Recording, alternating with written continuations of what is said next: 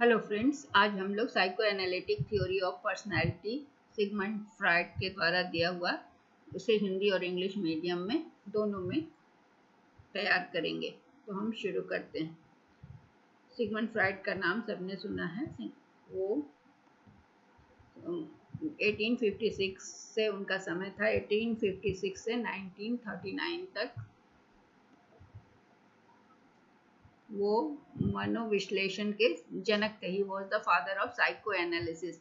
वो जो कि एक मेथड है, मानसिक बीमारी के इलाज करने का एक तरीका है, और वो ह्यूमन बिहेवियर को एक्सप्लेन करने का भी एक सिद्धांत है।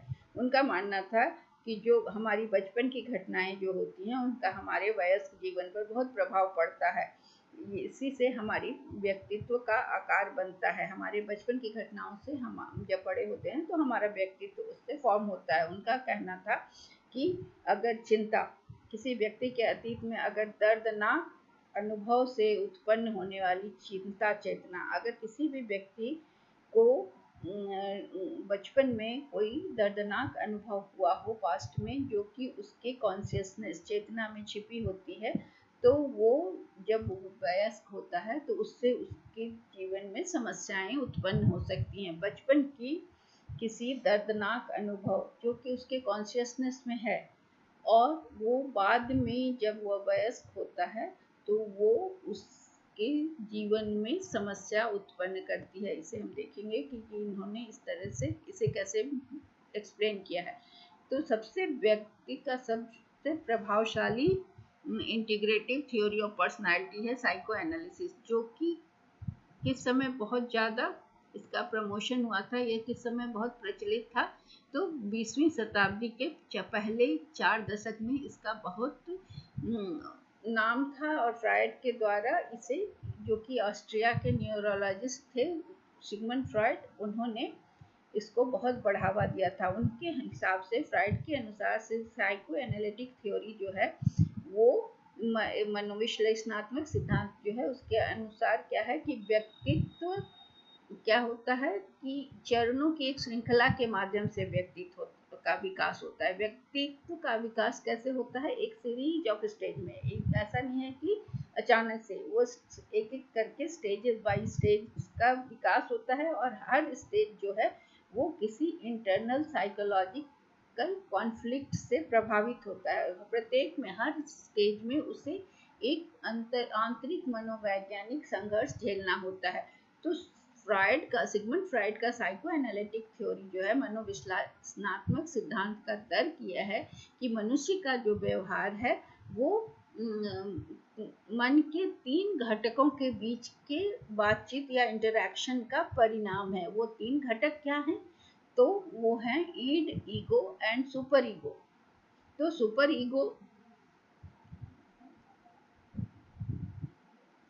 ईगो जो है वो सभी के जीवन में विभिन्न चरणों में, अलग अलग स्टेज में डेवलप कर रहे हैं। सभी डिफरेंट स्टेज में हमारे लाइफ में आ रहे हैं। तो ये सिस्टम है, ये not the part of brain, ये सिस्टम है, ये हमारे मस्तिष्क का हिस्सा नहीं है, और किसी भी तरह से ये भौतिक नहीं है, ये मानसिक अवस्था है, स्टेजेस ऑफ डेवलपमेंट है। तो ईड का क्या कहना है कि I want to do that now. Id कैसा, ईड को उन्होंने कैसे परिभाषित किया? तो ईड का मतलब है कि मैं ये काम अभी करना चाहता हूँ, ईड ये कहेगा। तो ईगो कहेगा क्या कि may be we can compromise. Ego बोलेगा कि हम लोग अभी समझौता कर सकते हैं। सुपर ईगो कहेगा कि नहीं, ये करना उचित नहीं है। ईड कहता है कि करेंगे, और ईगो कहता है कि अभी हम रुक सकते हैं, बाद में करेंगे। और सुपर ईगो जो हमें सलाह देता है कि नहीं, ये करना उचित नहीं। यही मन की 3 अवस्थाएं हैं। मनुष्य इसी तरह से सोचता है, उसमें ईड, ईगो और सुपर ईगो का कॉन्फ्लिक्ट चलता रहता है। तो फ्राइड का कहना है कि हमारा पर्सनालिटी जो है, हमारा व्यक्तित्व जो है, ये तीनों के इंटरेक्शन से होता है। ईड, ईगो और सुपर ईगो ह्यूमन माइंड में जो है वो मानव मन की 3 मूलभूत संरचनाओं के आपस में जो इंटरेक्शन होता है उससे विकसित होता है। तो 3 संरचना के बीच में जो कॉन्फ्लिक्ट होता है, संघर्ष होता है, और उनमें से हर इच्छा के बीच संतुलन खोजने के प्रयास में। अभी हमने देखा ईड कहता है ऐसे करना चाहता हूँ, ईगो कहता है नहीं अभी नहीं, अभी हम लोग कंप्रोमाइज कर सकते हैं, और सुपर ईगो कहता है कि ये करना उचित नहीं। तो इन तीनों के बीच में संतुलन खोजने के प्रयास में निर्धारित कर ये होता है कि हम किस तरह से बिहेव करते हैं, या दुनिया से कैसे हम दुनिया को कैसे अप्रोच करते हैं, ये हमें हमारा प्रयास निर्धारित करता है। तो अब हम एक एक करके देखेंगे ईड क्या है, ईगो क्या है और सुपर ईगो क्या है। तो ईड क्या है, ये प्राइमरी सहज, मतलब इसको हम कह सकते हैं कि ये आदिम और सहज घटक है, प्रिमिटिव सबसे प्रारंभिक घटक है, इंस्टिंक्टिव घटक है, जो कि पर्सनालिटी का एक हिस्सा है। इसमें जन्म के समय जो व्यक्ति को जो भी जैविक घटक, सारे जैविक घटक जिसको कहते हैं बायोलॉजिकल, एनिमल इंस्टिंक्ट भी कहते हैं, तो वो जो सारी चीज़ें जो जन्म के समय भी मिलते हैं व्यक्ति को, वो पर्सनालिटी जो जन्म के समय मौजूद होते हैं, जिसमें कि सेक्स का इंस्टिंक्ट होता है, एरोस मतलब जिसमें कामेच्छा शामिल होती है, जिसे हम लिबिडो के नाम से जानते हैं, और आक्रामक मतलब एग्रेसिव डेथ का भी इंस्टिंक्ट होता है, जिसे हम थानाटोज कहते हैं। तो क्या क्या चीज़ इसमें शामिल होता है ईड में बायोलॉजिकल कंपोनेंट जो पर्सनालिटी का होता है, जो जन्म के समय मौजूद होता है, जिसमें सेक्स इंस्टिंक्ट होता है, इरोस जो कि लिबिडो काम इच्छा को होता है, और एग्रेसिव जिसे हम डेथ इंस्टिंक्ट कहते हैं या थैनोट्स कहते हैं। तो हमें यहाँ तीन चीज, arrows, libido which contains libido and sex life instinct और डेथ इंस्टिंक्ट, तीनों इंस्टिंक्ट का शामिल होता है, जिसे हम थैनाटोस कहते हैं। तो ईड क्या है, इम्पल्सिव है और अनकॉन्शियस पार्ट ऑफ हमारे साइकी का है, मानस का ये अचेतन हिस्सा है, जो बुनियादी आग्रह और जरूरत के लिए तुरंत प्रतिक्रिया करता है। जैसे नवजात शिशु के व्यक्तित्व वो सब होता है जिसमें बाद में उससे अहंकार और अति अहंकार का विकास होता है। तो जन्म के समय ईड सब व्यक्ति में होता है, और उसे ये इम्पल्सिव होता है, मतलब कि आवेगी होता है, और अपनी जरूरत के लिए तुरंत उससे चाहिए तो चाहिए वाला जो होता है कि बस इच्छा हुई और चाहिए, वो उसको बेसिक अर्ज, नीड और डिजायर को तुरंत चाहिए पूरा कर और तुरंत प्रतिक्रिया करता है। तो नवजात शिशु में ये सारा कुछ होता है, जो बाद में चलकर बदलता है और वो ईगो और सुपर ईगो में परिवर्तित होता है या उसका विकास होता है। ईड जो है वो हर व्यक्ति के जीवन भर अपने कार्य में ईड जो है शिशु के रूप में रहता है, और वो टाइम और एक्सपीरियंस से बदलता नहीं है। ईड क्या है, वास्तव में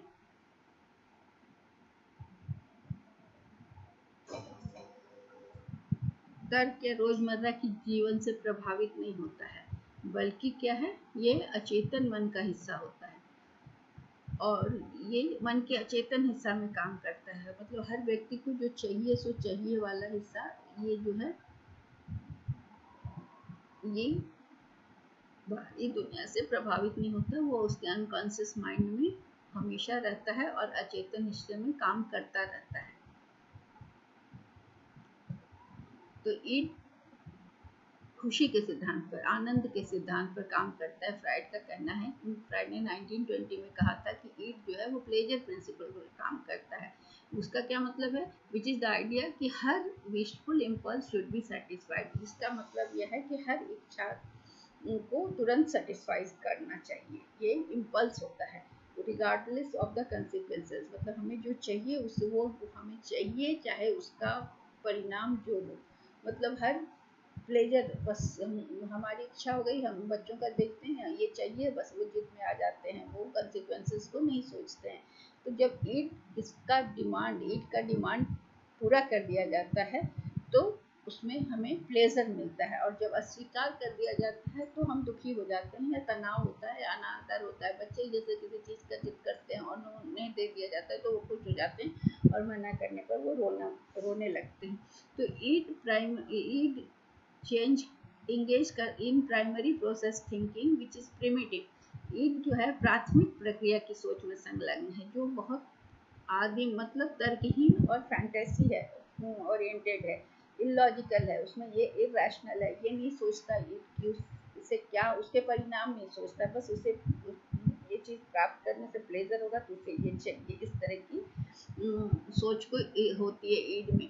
this form of process thinking, उसका कोई कॉम्प्रिहेंशन नहीं है, वास्तविकता की कोई मतलब ये क्या है कि ये सेल्फिश और विशफुल है कि मुझे मेरी इच्छा है बस पूरी होनी चाहिए, दूसरे के लिए इसमें नहीं सोचना है, बस ये प्लेजर मिलेगा। तो ये इंस्टिंक्ट है जिसको हम कहते हैं कि ये प्राइमरी प्रोसेस ऑफ थिंकिंग है, जो कि बहुत प्रिमिटिव और इलॉजिकल है। तो फ्राइड का कहना है कि हमारा पर्सनैलिटी जो है वो किस चीज़ से, मानव मन की तीन मूलभूत संरचनाओं से, तीन फंडामेंटल स्ट्रक्चर जो है ह्यूमन माइंड का, उससे हमारी पर्सनैलिटी का विकास होता है। वो तीन फंडामेंटल स्ट्रक्चर क्या है? ईड, ईगो और सुपर ईगो। तो ये ईड, ईगो और सुपर ईगो जो है, इन तीन संरचनाओं के बीच में हमेशा संघर्ष चलता रहता है, और प्रत्येक इच्छा के बीच में जब हम बैलेंस खोजते हैं, संतुलन खोजते हैं, तो हम ये निर्धारित करते हैं कि मेरा व्यवहार कैसा है, हाउ वी बिहेव, और हम किस तरह से दुनिया को देखते हैं। तो इसको हम एक उदाहरण से समझते हैं कि अगर आपका id walked past a stranger eating ice cream, आपका ईड अगर आइसक्रीम खाने वाले किसी अजनबी के बगल से क्रॉस करता है, तो सबसे अधिक संभावना क्या है कि वो अपने लिए आइसक्रीम ले ले। ये नहीं जानता या ये इसकी परवाह नहीं करता कि वह किसी और से संबंधित कुछ लेना अशिष्टता है, रूड टू टेक समथिंग, किसी दूसरे की चीज़ लेना असभ्यता है, ये नहीं केयर करता, ये ईड हमारा ही नहीं सोचता, बस ये सोचता है कि हमें इससे प्लेजर मिलेगा इसलिए हमें ले लेना है। तो ये अगर आप आइसक्रीम लेना चाहते हो तो इस बात की परवाह करेगा कि उसे आइसक्रीम चाहिए, तो कोई दूसरे का भी आइसक्रीम ले लेगा, उससे ये नहीं सोचेगा कि ये लेना अशिष्टता है। ईगो क्या कहता है? ईगो जो है वो ईड का वह हिस्सा है जो कि कुछ मॉडिफिकेशन, जिसमें कुछ संशोधित हो गया है और उसका एक्सटर्नल वर्ल्ड पे प्रत्यक्ष प्रभाव से संशोधित किया गया है। मतलब क्या है कि ईगो डेवलप कैसे होता है, ईगो का विकास होता है, वो ईड और रियल वर्ल्ड के बीच में अनरियलिस्टिक जो ईड होता है, हमें बाहरी दुनिया के बीच में और ईड के अवास्तविक जो अनरियलिस्टिक ईड है, दोनों के बीच में संतुलन स्थापित करना या दोनों के बीच में मध्यस्थता करने के लिए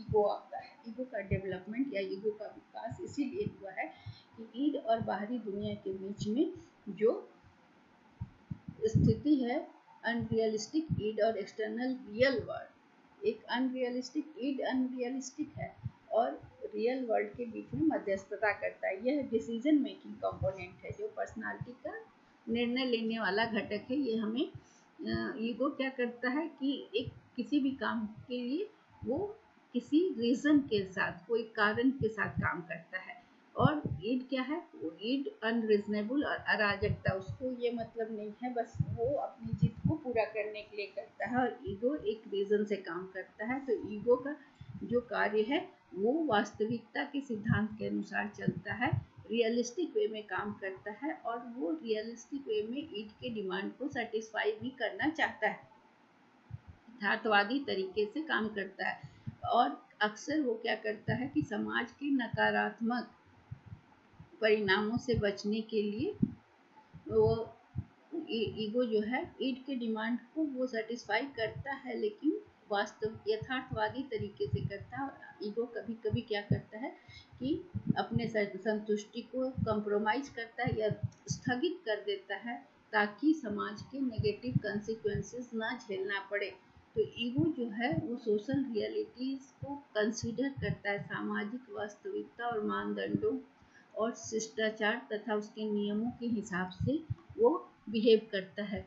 तो इसलिए ईगो ईड के जिद को रोकने का काम करता है, ये कह सकते हैं।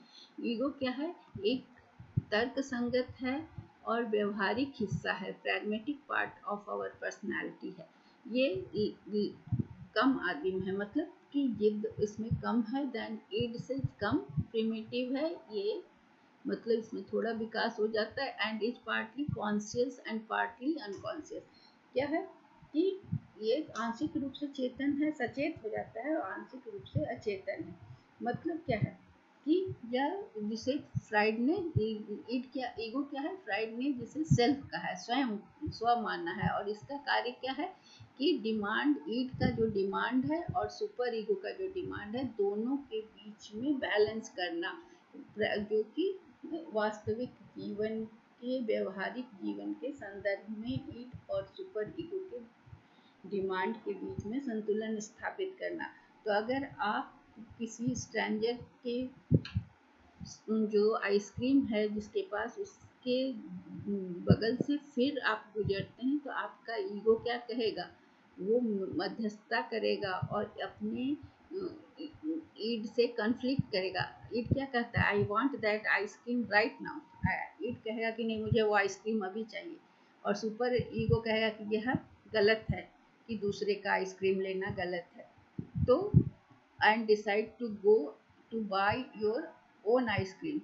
तो इसका मतलब है कि वो संघर्ष क्या करेगा, वो संघर्ष में मध्यस्थता करेगा और बोलेगा कि यह बेहतर होगा कि खुद की आइसक्रीम आप खरीदें।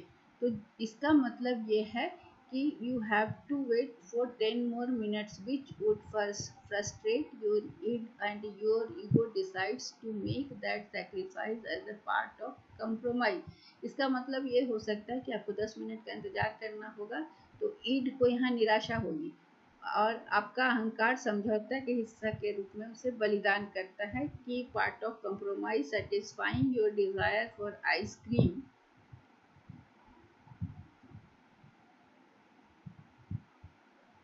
while also avoiding an unpleasant social situation of potential feeling of shame। तो ईद बोलेगा कि खरीदना चाहिए, तो इसके लिए वो क्या करेगा कि सामाजिक अप्रिय स्थिति से भी बचाएगा, साथ ही साथ आपके आइसक्रीम की इच्छा को भी पूरी करेगा।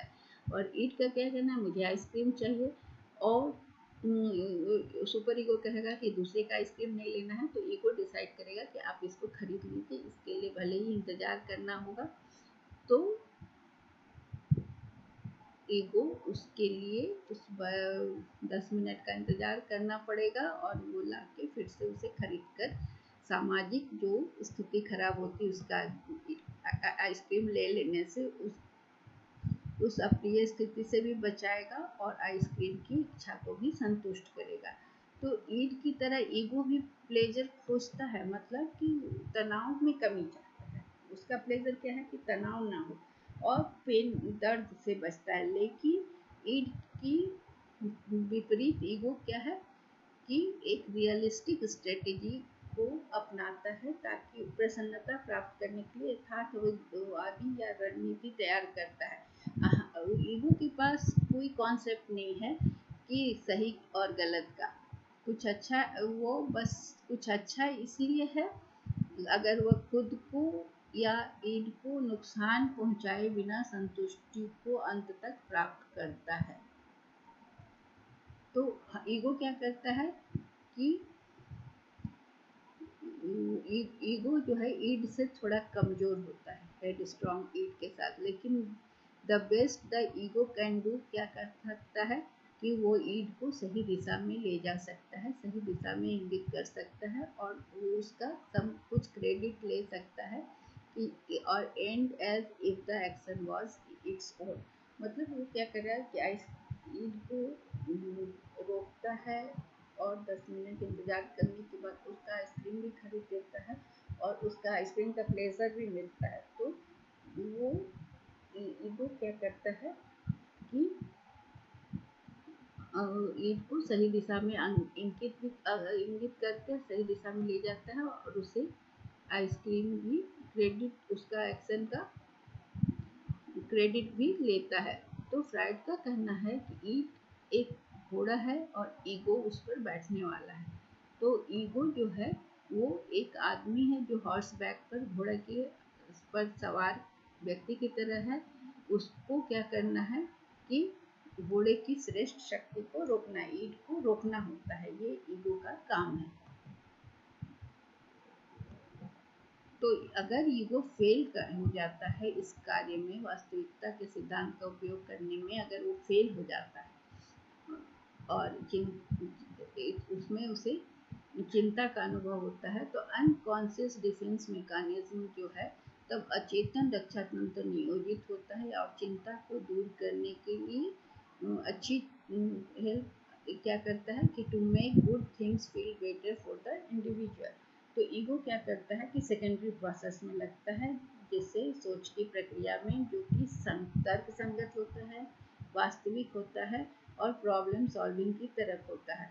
तो अगर यह प्लान काम नहीं करता है तो ये अगेन और अगेन सोचकर, बार बार सोचकर इसका सॉल्यूशन प्राप्त करता है।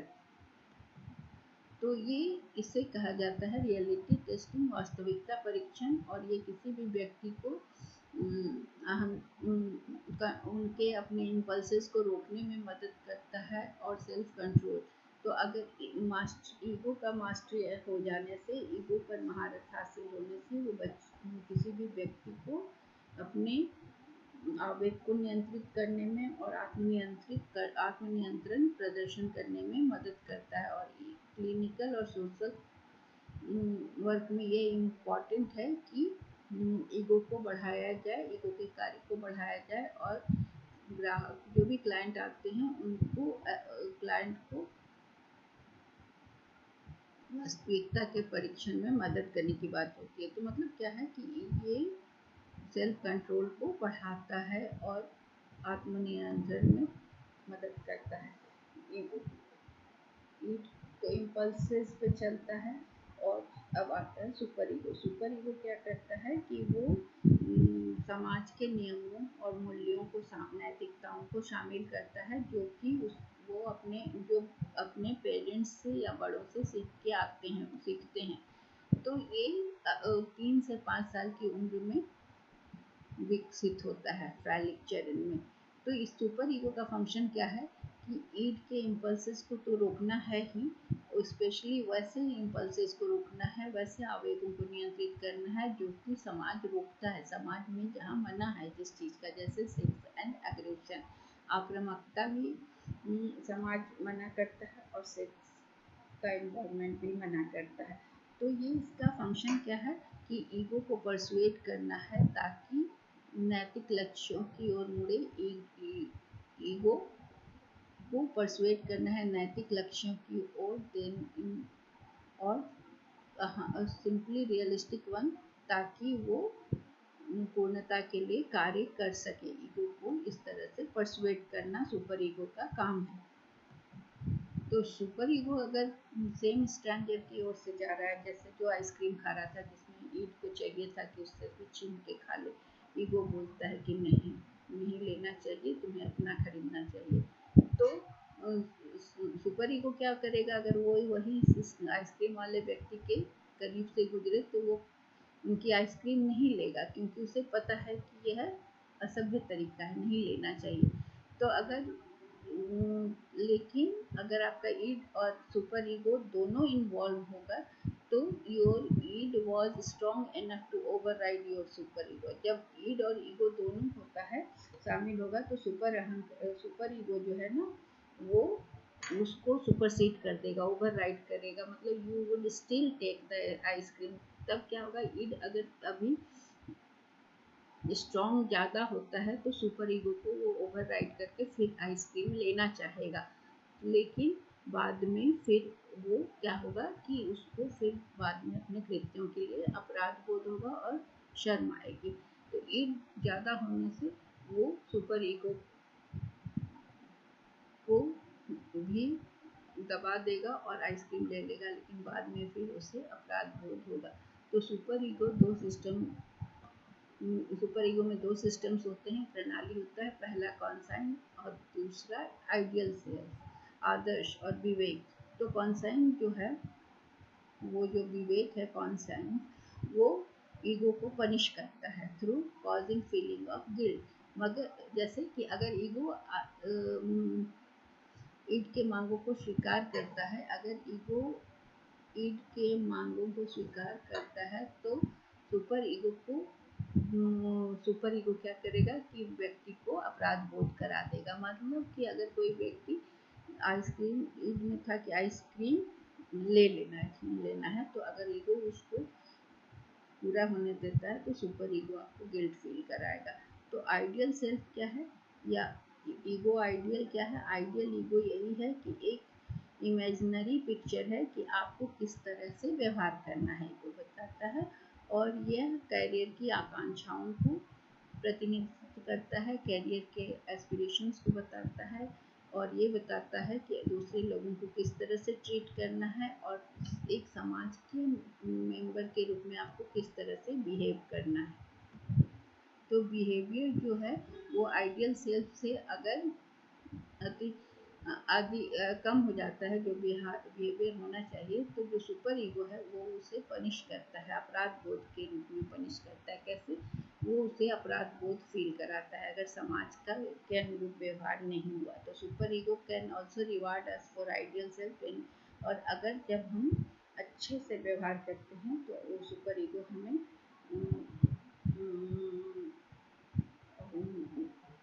अच्छा फील करने को आदर्श स्व के माध्यम से पुरस्कृत करता है। तो अगर किसी भी व्यक्ति का आदर्श स्वयं जो है या ईगो ये बहुत ज़्यादा हाई स्टैंडर्ड का है, तो जो भी वो पर्सन करता है तो वह फेलियर को रिप्रेजेंट करेगा। आइडियल सेल्फ और कॉन्साइन आर लार्जली डिटरमाइंड, बच्चे बचपन में ही ये निर्धारित होते हैं माता पिता के वैल्यूज के द्वारा, और किस तरह से हमारा लालन पालन हुआ है इस पर निर्भर करता है। तो फ्राइड का भी मानना था कि ईगो और सुपर ईगो हमेशा कॉन्फ्लिक्ट में होते हैं, आपस में हमेशा संघर्ष होता है। और जो व्यक्तित्व वयस्क व्यक्ति का व्यक्तित्व होता है और जो बिहेवियर होता है ना, वो उसके बचपन के आंतरिक संघर्षों का परिणाम होता है, जो वो बचपन में पूरे बचपन में जो संघर्ष वो झेला है। तो ये उनका मानना था फ्राइड का कि जो बच्चे का सुपर ईगो स्ट्रॉन्ग होता है उसकी पर्सनालिटी हेल्दी होती है, और that imbalances in the system, एक मजबूत अहंकार वाले जो सुपर ईगो हेल्दी पर्सनालिटी होता है, और इस प्रणाली में जो में जब असंतुलन हो जाता है, स्ट्रॉन्ग ईगो के इसमें जब सिस्टम में असंतुलन होता है तो उससे न्यूरोसिस होता है, जिसे हम चिंता और अवसाद के रूप में जानते हैं। वो लोग डिप्रेशन में हो जाते हैं और उनका बिहेवियर अनहेल्दी हो सकता है। अनकॉन्शियस माइंड, फ्राइड का कहना है कि 1905 में उन्होंने एक टोपोग्राफिकल मॉडल ऑफ माइंड बताया था, जहां उन्होंने बताया था कि माइंड का स्ट्रक्चर और फंक्शन क्या है। तो उन्होंने एक आइसबर्ग का उदाहरण दिया था और उन्होंने माइंड के 3 अवस्थाओं को बताया था। वो उन्होंने बताया था आइसबर्ग को इस तरह से देख सकते हैं कि ये वाटर का लेवल है और यहाँ पर आइसबर्ग है और नीचे ये आइसबर्ग है और ये लेवल है। तो जो सरफेस है कॉन्शियसनेस, इसमें वैसे थॉट हैं, ये सरफेस है, ये सरफेस कॉन्शियसनेस का था, जिसमें कि वो वैसे विचार हैं जो हमारा हिमशैल के ये चेतन होता है सीन, ये आइसबर्ग का टिप है। तो the surface of consciousness which consists of those thoughts which are the focus of our attention now, ये टिप ऑफ द आइसबर्ग में देखा जा रहा है। तो ये preconscious consist of all which can be retrieved from memory. The third and most significant region is preconscious है, ये प्री कॉन्शियस और ये कॉन्शियस और ये है अनकॉन्शियस, ये आइसबर्ग का। तो like an iceberg the most important part of mind जो है ये ही है, जिसको हम नहीं देख सकते।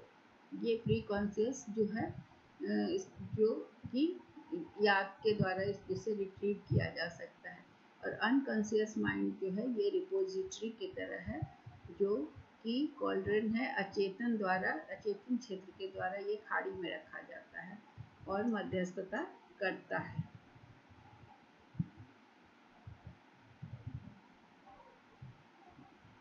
ये लाइफ जो कि जिसे हम देख नहीं सकते हैं, और कॉन्शियस जो है वो दोज थॉट है जो कि हमारे अटेंशन को फोकस करता है, और इसे हिमसेल के नोक की तरह देखा जाता है। अचेतन में वो सब होता है जिसे पुनः स्मृति से प्राप्त किया जा सकता है। इससे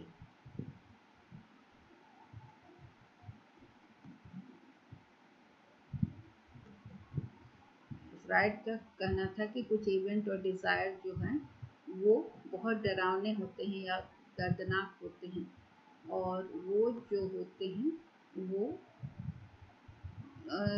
दर्दनाक होते हैं और जो कि माइंड में बंद होते हैं।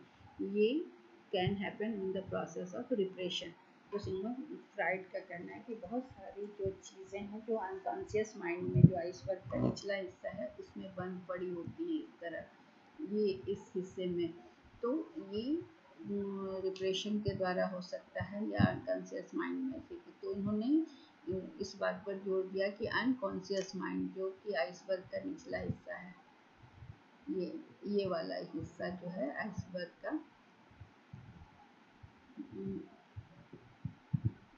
और प्राइमरी एजम्पशन है, प्राथमिक अवधारणा यह है कि अनकॉन्शियस माइंड जो है वो ये ही हिस्सा जो है हमारे बिहेवियर को प्रभावित करता है, बहुत ज़्यादा हद तक, बहुत हद तक हमारे व्यवहार को प्रभावित करता है। तो साइको एनालिसिस का क्या है कि गोल यही है कि अनकॉन्शियस को कॉन्शियस किया जाए। कॉन्शियस का हिस्सा ऊपर होता है और ये हिस्सा जो होता है ये प्री कॉन्शियस, ये कॉन्शियस और ये अनकॉन्शियस। तो हमारे व्यवहार का ज़्यादा जो हिस्सा है जिसे हम देख नहीं पाते उससे प्रभावित होता है। So that's all, thank you.